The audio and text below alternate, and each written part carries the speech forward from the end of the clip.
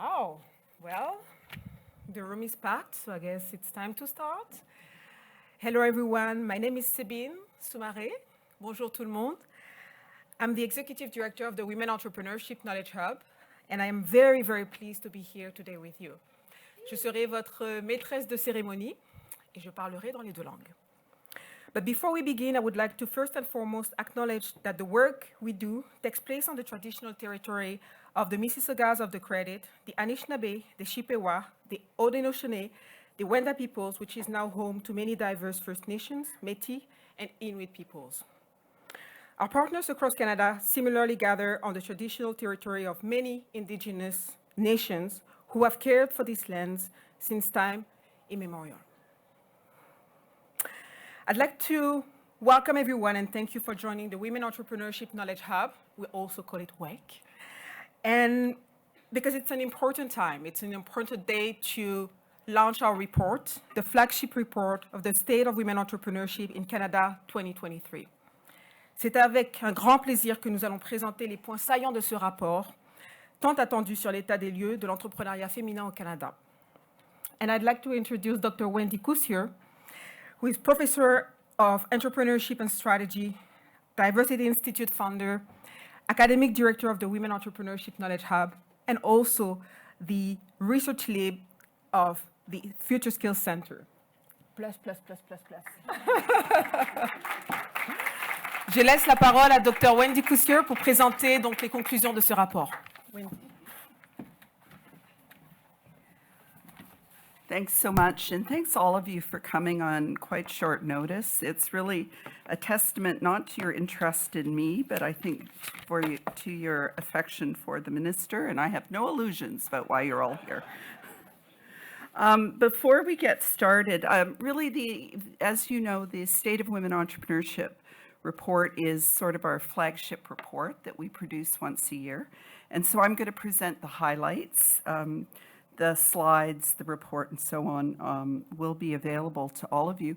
And there's so many women in the room who have really paved the way for others. And I can't name all of you because there are too many of you. But the one person I did want to give a shout out to, because I think she and I have been working on these issues probably for the longest, is Heather McGregor, who's the CEO of the YWCA of Canada, who I've known for 30 years, and she was already a veteran at that point in time.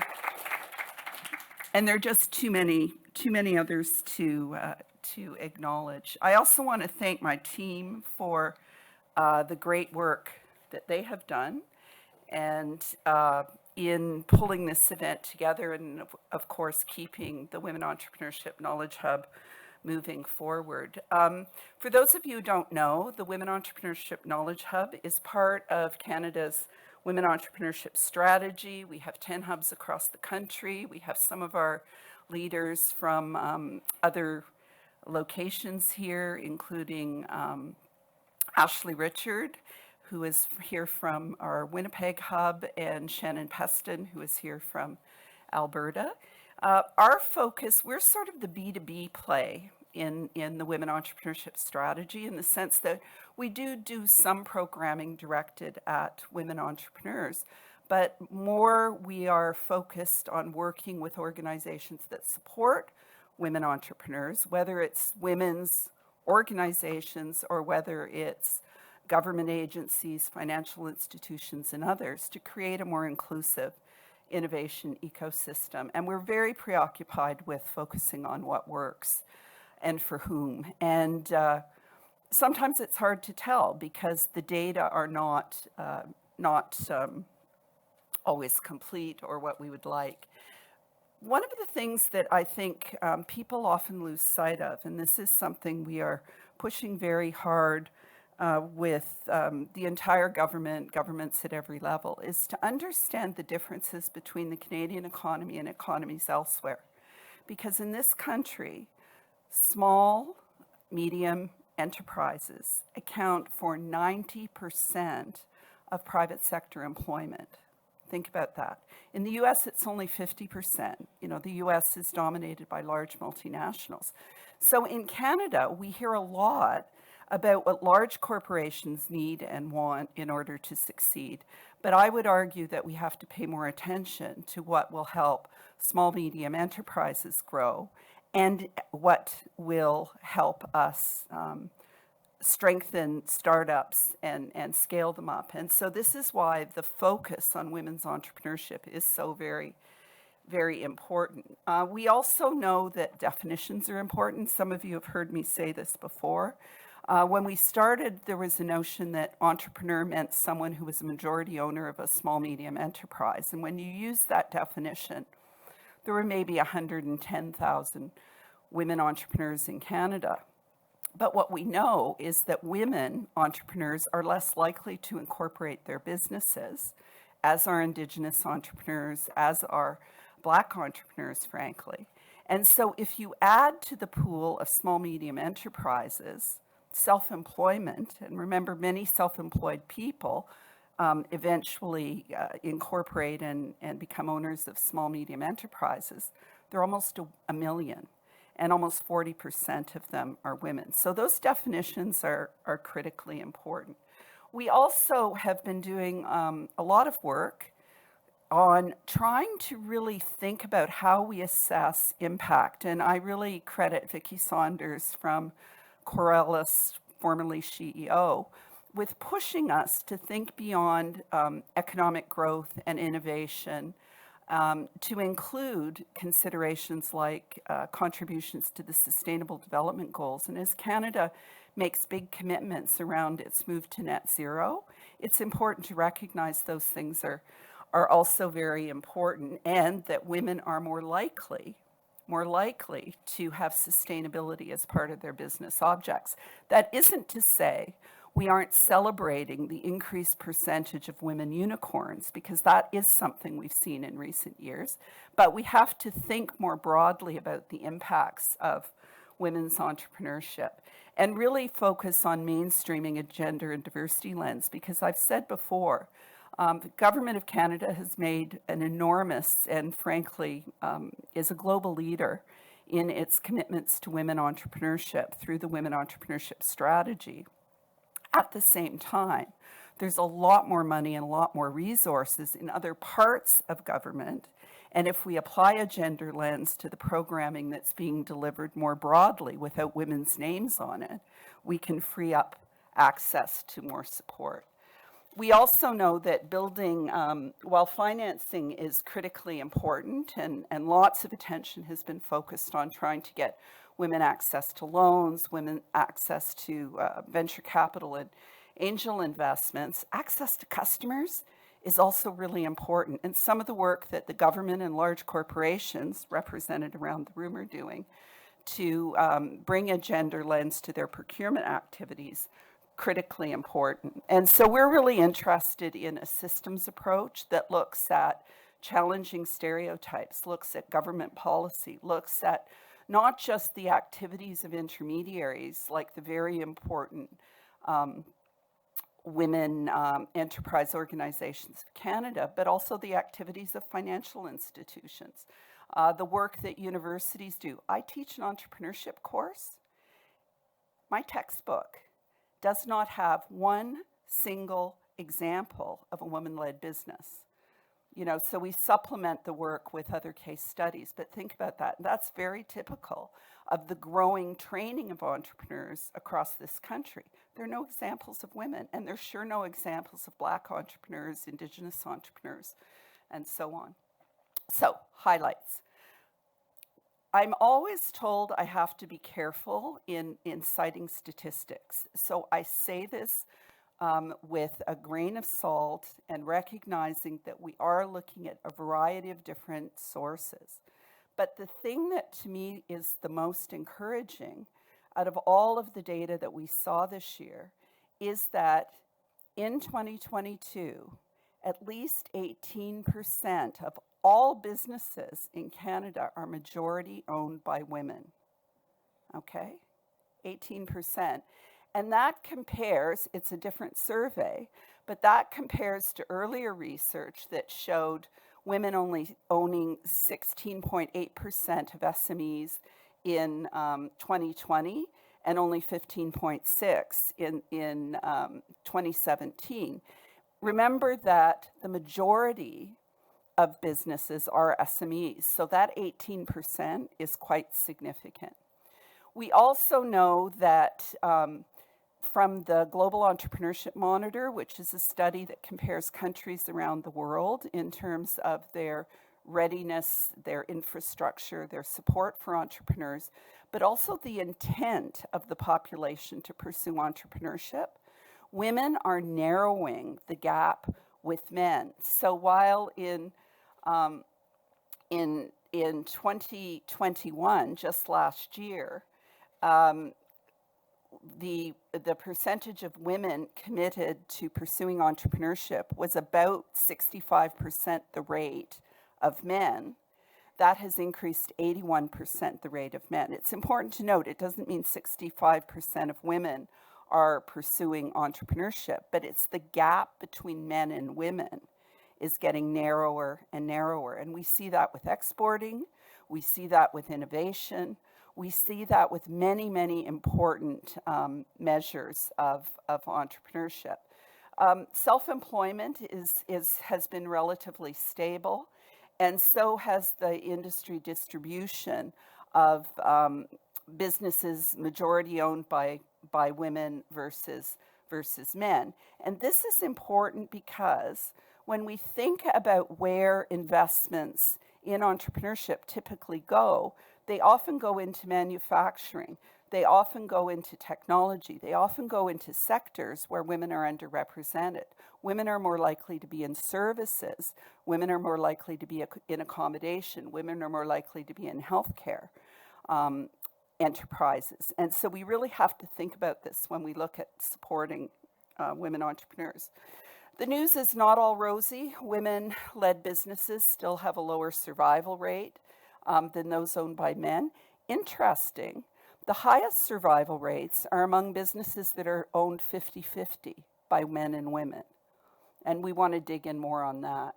When we look when we take an intersectional perspective, we see that many of the barriers that women face generally are amplified when we consider Indigenous entrepreneurs or Black women entrepreneurs or newcomers or women with disabilities. But again, there's some promising data that we looked at this year around newcomer and immigrant women entrepreneurs. So we know that sometimes newcomers are pushed into entrepreneurship because they're excluded from traditional employment. But some of them are also pulled. It's what they would choose, even if they were given other options.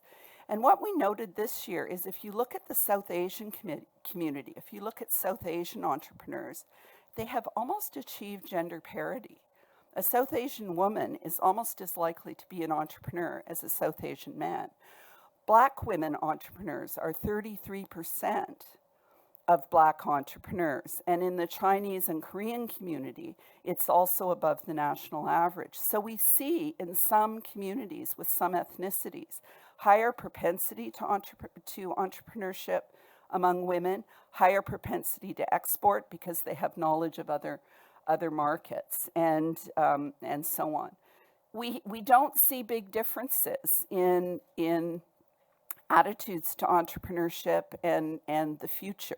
So the differences between majority-owned men and majority-owned women in terms of whether they think they're worse off or better off, not that different, and it's about evenly balanced. We also have lots of other research that digs in on specific aspects of this, which I won't go into in detail. It is important to us to remember that when we think of the way forward, we have to consider the ecosystem. And that means we have to look at broad societal trends. We have to look at government policy. And it's not just because the minister is in the room. I hear this wherever I go, whenever I interact with people from other countries. Canada's women entrepreneurship strategy is unique in the world. And it's unique in the world partly because it takes an intersectional lens, but also because it is a whole of government approach, which means it isn't leaving entrepreneurship, the women's entrepreneurship to ISED, right? The Department of Agriculture has to have a women entrepreneurship strategy. Environment Canada has a women entrepreneurship strategy. So when they run competitions, grand challenges, and so on, they have to consider how it will impact women entrepreneurs. And that whole of government strategy, to me, is really the key to creating a more inclusive environment. And I'm especially happy that the Department of Finance is also looking carefully at what is required to create a more inclusive innovation ecosystem. We know that challenging stereotypes is important, and that's why we really appreciate your support for our See It, Be It campaign. We think that voluntary codes like the 50-30 challenge make a difference, and we're looking forward to something comparable to the Investing in Women code from the UK. We also know that, and I said this just last week, but I'll say it again, that Canada's childcare policy will be transformational for women, whether they're entrepreneurs or their employees. And we know that because when we look at Quebec, women do better. And that has a lot to do with affordable childcare. And as I said, we have to crush stereotypes and celebrate diverse women entrepreneurs across sectors. We have to look at financing. We still hear a lot about barriers that women face and how the assumptions that are often baked into the systems disadvantage them. Procurement, for me, is one of the most powerful levers we can use, and that's not just a government lever. That's not just opening up the billions of dollars government spends to women and other diverse entrepreneurs.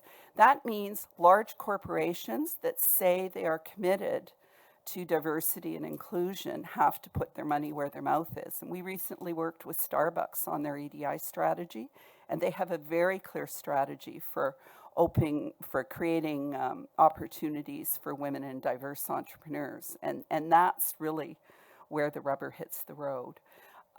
We're also working with incubators and accelerators, and I'm thrilled that Val Fox, the founder of the DMZ, and the current leader of the DMZ, John McRitchie, are here today, because working with incubators and accelerators to create more inclusive environments is critically important. And I already told you my shame as a professor of entrepreneurship and the fact that our pedagogy and our learning materials really don't include women and others. We do a lot of work to try to create inclusive environments in organizations, and many businesses, large and small, are starting to take their equity, diversity, and inclusion approaches seriously and move beyond good intentions to practical solutions. We also know that we have to consider skills. And my argument is this is not about fixing women entrepreneurs. Yeah, I forgot everything I once knew about finance and accounting in my MBA, and yeah, I could use some brushing up on my financial skills. But we also have to recognize that there is a huge educational undertaking that is required for the gatekeepers, for the people who give out the loans, for the people who make decisions about venture capital, for the people who run government programs. And so when we talk about changing individual attitudes and behavior, we're not just talking about women entrepreneurs, we're also talking about the people that they interact with. And, I'm really pleased that Nadine Spencer and others who run programs for diverse women entrepreneurs are here, because it's that work that has really made me aware of the need to meet people where they are and to develop programs with the appropriate wraparound supports that recognize that education and learning is not just about giving people facts and information. It's a social process, building confidence, building networks, and building support. And of course, many of you know about our sharing platform. So with that, I would like to thank you all for coming and hand it back to Sabine.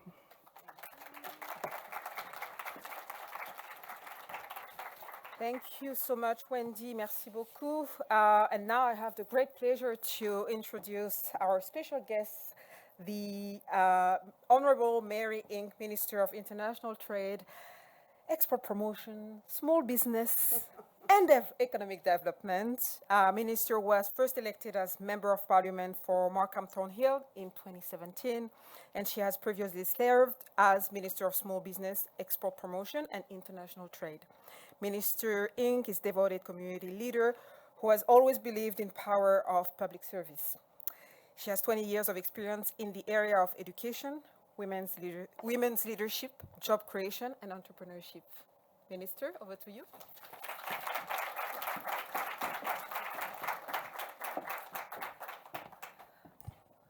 Well, thank you so very much. Of course, classic to what happens to me when I'm on wonderful panels with people like Wendy, who share a whole bunch of really terrific information that Shanti, I'm very sorry, but I think these written remarks are out the door. It's really, really great to be here. I can't tell you how wonderful it is to walk in this room, to see so many partners and colleagues, friends, and just all of you dynamic women who are doing extraordinary work. And for all of the, for all of the men who are here too as wonderful allies, thank you as well. You are also very, very welcome. Let me, though, before I go a little further, let me do this, which is in my remarks. Let me begin by acknowledging that we are on the traditional and unceded territory of many Indigenous peoples, including the Mississaugas of the Credit, the Anishinaabe, the Haudenosaunee, the Wendat, and the Mississauga of the Credit First Nations. For those of us who are settlers or immigrants to Canada, it's important to recognize that Indigenous peoples have always been here, and that we all have a role to play in reconciliation in today and in the many, many years to come. So I did have a set of remarks, which now sort of look like this, Wendy. So it's like red pen all over the place. But maybe what I'll do is, instead of going there, just pick up on a few of the points that you made in this year's State of the Women's Entrepreneurship Report, and to begin with a tremendous gratitude to you and to WECA. I love the way you said it. You sort of say, the Knowledge Hub is a B2B network to all of the women entrepreneurship ecosystems, to the entrepreneurs themselves, and to the range of organizations across the country, including those in the Black entrepreneurship ecosystem, and just a range of organizations in an effort to work really, I think, as Team Canada. I would say Team Women Canada, but I really love sort of the way that you said this. And the reason the reason that your work is so important, and that it is it is one of the three pillars of the women's entrepreneurship strategy, simply because when we started this journey, and now it's really terrific because I've been the minister in this portfolio. I've been able to keep the small business part. It sort of just carries, the other pieces are added to it. But it speaks to how important small businesses are, and you've already said that in Canada, in our economy. And to use a sports analogy for a moment, why would you ever get on the field and play a game and leave half of your team not in the game? You just wouldn't. So why would we do that with our terrific women entrepreneurs in the small and medium-sized businesses of Canada? But a debt of gratitude to WECA and to the work that you are doing with all of your partners, because it is really important to measure, to understand through evidence-based research, to help government and decision makers to make decisions and to make investment choices. And I often think about how do I in every day of my work relate the work not in government speak, but in how it matters to real people, and how those decisions and those investment decisions translate into what matters for people. So let me give you something sort of very tangible as a result of the work directly of WECA over the last number of years. I mean, you started doing this work in 2018, so we're now 5 years into this. We have the first ever female finance minister, by the way, who runs when she sees me, because often is the case, I'm running after her because I need to tell her something like I need money. But it's far better when you can do that with evidence in your hand, right? I mean, and evidence like, you know, like this. I don't have the color, but I did print the black and white. But just last year, $80 million of investment went directly to women entrepreneurs, precisely because of the recommendations directly that WECA put forward. What are they? $25 million for new partners, ecosystem partners that will deal with intersectionality. Because you said we've got all of these great ecosystem partners, many of you are in the room, and across the country, nationally and regionally, but the intersections were not being, we could do a better job with the intersections. So we just announced a list of really terrific partners that will focus on that in partnership and in collaboration with the current ecosystem partners across the country. You also said that that access to capital is incredibly important, and a whole range of capital, right? I mean, so and these days I always carry around this list. I've been carrying it around for years, and the good thing about it is that we keep adding to it, and the list is really just a chart of what that $7 billion is made up of, right? And we dealt with things like a venture capital fund for tech entrepreneurs, $200 million. We dealt with capitalizing BDC so that they had more capital to deploy into women entrepreneurs through the work that they do. We have provided capital through the EDC route so that they could provide more capital to women who are growing and exporting, et cetera, et cetera. I won't go through the list, but you know what we were missing, which you told us? That we were missing loans from $0 to $50,000. Think about that. I just talked about a $200 million tech fund. That's a lot of money. But what did we miss? We missed loans $0 to $50,000. So $55 million went to that. And WEOC, I don't know if WEOC's in the room. I think you're here. But WEOC and others, Corrales, I mean, there are partners now that are distributing and working with women across the country at that lending level, right? I mean, and then venture capital. I was with a number of female entrepreneurs in that space earlier today. I started the day at that breakfast, but only 2% of venture capital globally go to women. Like, think about that. And someone said it this morning on the panel. They're like, oh, so you mean 97% doesn't? I'm like, oh yeah, that's another way of looking at it. You're right, 97% does not. So we put $15 million out to 5 different organizations in this space to create a more inclusive, to do the work to build better capacity so that whether it is from women investors, to understand where those female business owners are, or the female entrepreneurs that actually could use that capital, growth capital, helping develop some capability among the VC community. I see Claudio here. And so that they can actually understand how to deploy that kind of capital to growing, innovative, women-owned companies. So that's a very long way of saying thank you and appreciation. So that was point number 1. And I have 5. Oh my gosh. So, but I'll go through the others really, really quickly.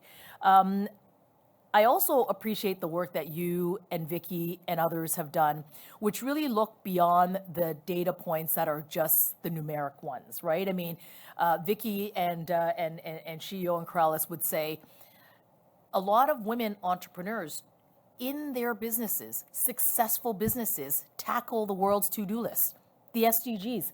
How do we count that for impact? How do we measure that?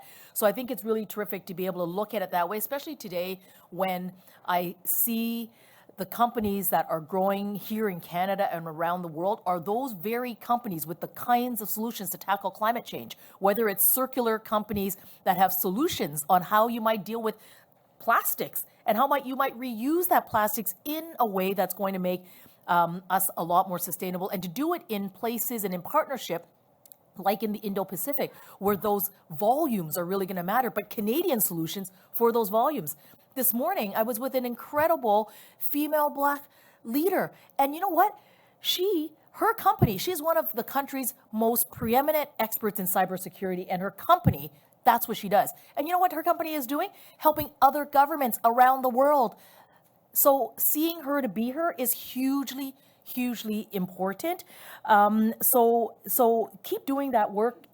Keep doing the work in WECA, because I do think it's not static, of course. I mean, and as you are learning what was working, you're also learning what may not work, and you're also learning what gaps there might be and what we might need to be doing to be measuring of. And as a government that is an evidence-based,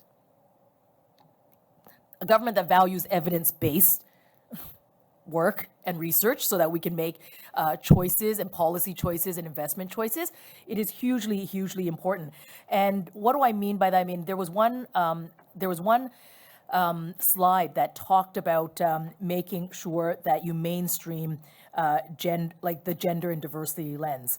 I think that this actually speaks to, maybe we need to do a better job at helping everyone understand that in 2016, I think it was, so 2016 or 2017, but very early in our government, one of the first acts we did through the finance minister was to make GBA plus, so in other words, a gender-based analysis plus lens as part of the federal budget making process, encoded in law. So it may not be mainstream today, but that modality is mainstream, because to put GBA into law, into the federal finance decision-making process, so that as you're making investment choices or as you're making changes or policy decisions about what you do as a federal government and the impact that it might have on people, on women, on diverse LGBTQ2, like on people, it is really important. And then the final 2 points, access to customers. In this room, those who I've worked with over the years will know, we used to always talk about this. It isn't just about capital and ecosystems or whatever. It's about who's going to buy your thing, who's going to buy your service, who's going to buy your technology, and how the heck do we get it in there and make sure that it is scaling up. Sorry, Shanti, I need. Oh, here, no, never mind, found it, right here.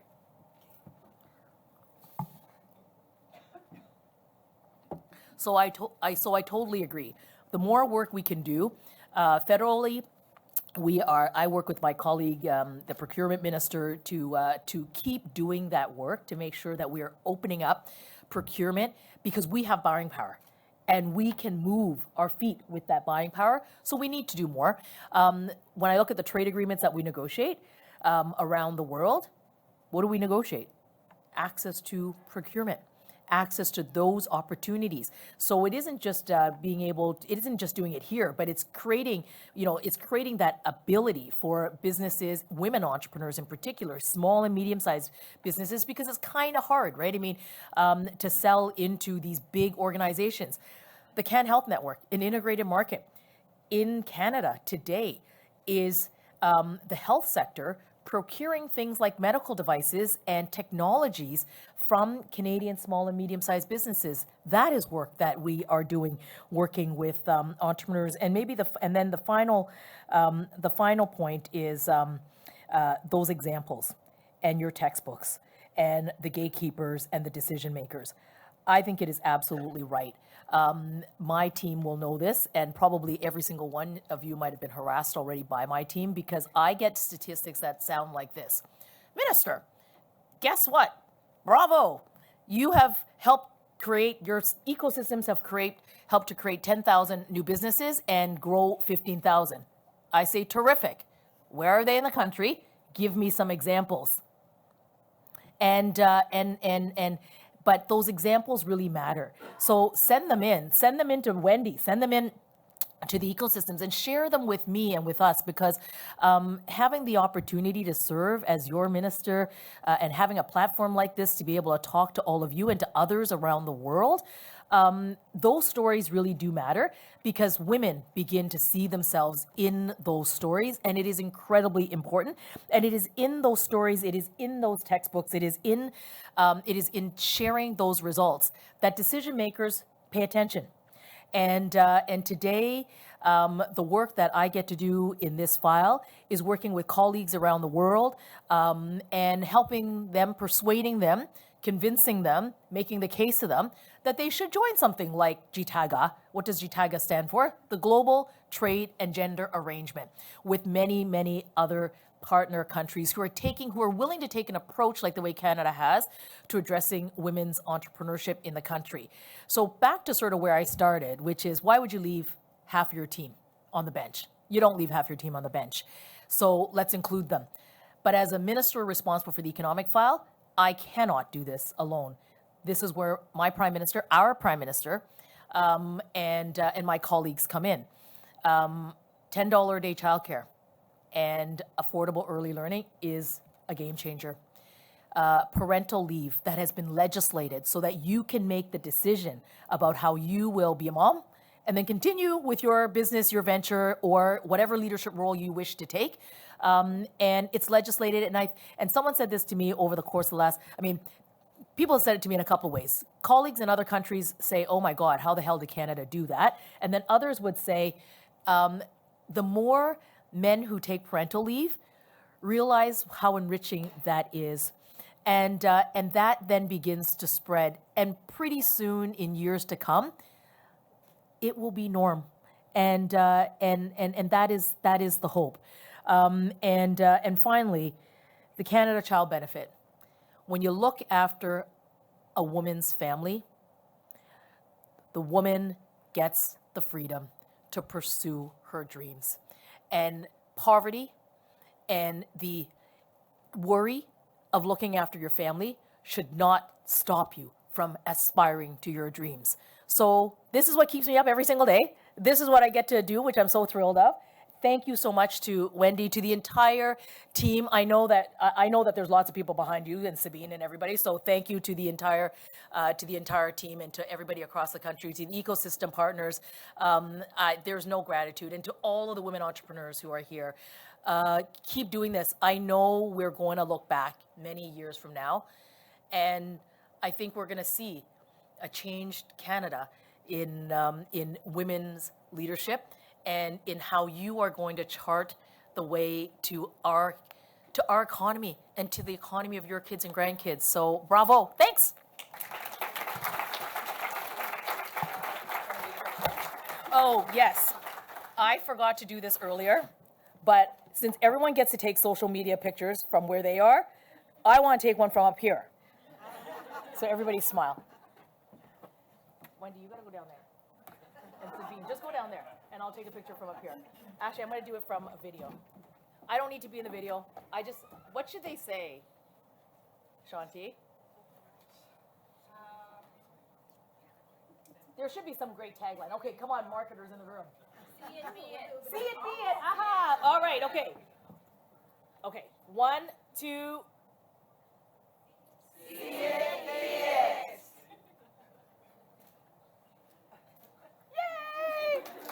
I've been wanting to do that for days.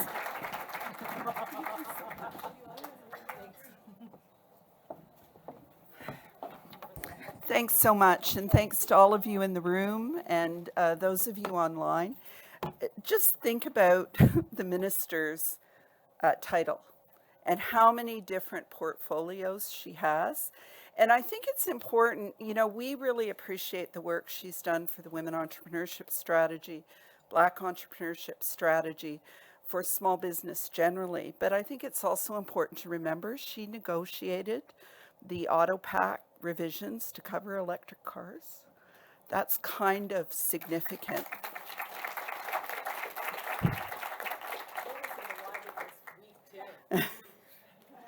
So if you're thinking about, the move to net zero and sustainability and how economic and environmental goals and inclusion goals are important.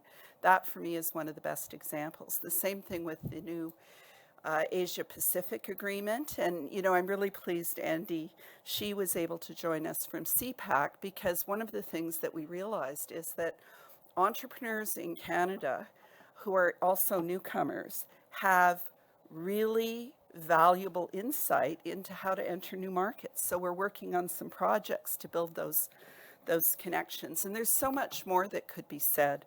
I have to say, though, the minister did make one mistake.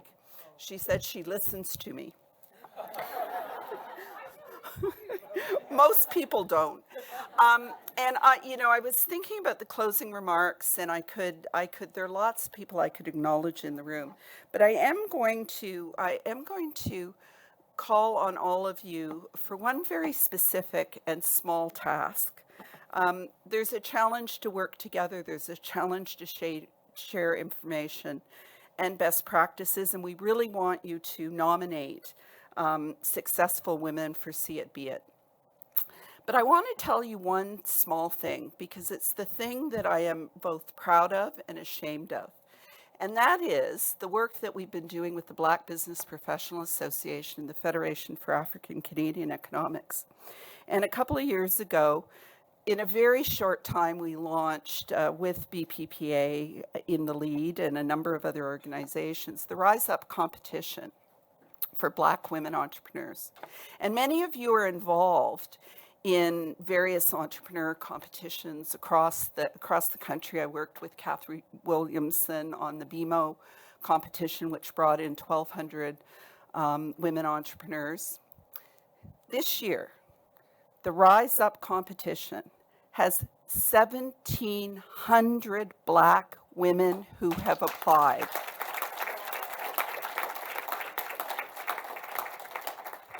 You clap. They have applied so that 8 out of 1,700 can get $10,000. That makes me ashamed.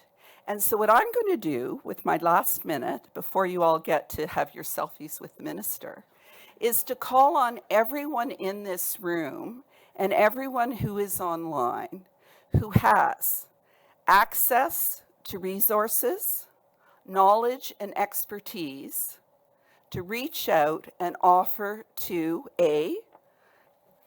get Nadine some more money for her prizes, like to double it, so we would maybe have $160,000 for 1,700 Black women entrepreneurs to apply for, but also expertise and coaching, because while there are 24 finalists, all of whom are entitled to coaching, there are 1,676 women who want help, need help, and should be supported. So that's my call out to the group here today and everyone online, and we'll see what happens. Thank you very much for coming. We really appreciate it.